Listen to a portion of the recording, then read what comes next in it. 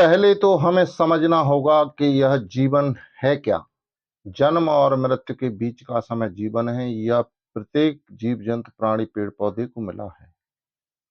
अब इसमें चाहे उल्टे कर्म कर लो, सीधे कर्म कर लो, एक निश्चित समय में एक निश्चित विचार मिलते हैं, उनमें कुछ अच्छे होते हैं, कुछ बुरे होते हैं। उन्हीं पर मनुष्य पकड़ करके कर्म कर डालता है, यह तक नहीं सोचता कि इस कर्म का फल हमें ही भोगना है। हमारे सिवाय कुछ नहीं, कोई नहीं भोगेगा, दूसरा भोगने नहीं आएगा, हम ही को भोगना है।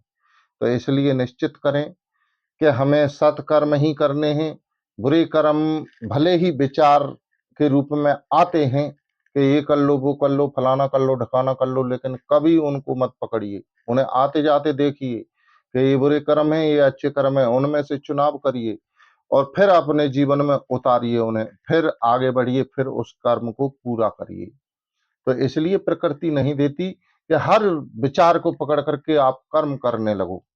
तो इसीलिए कहा है कि आदत बुरी सुधार ले, बस हो गया भजन। कहना तू मेरा मान ले, बस हो गया भजन।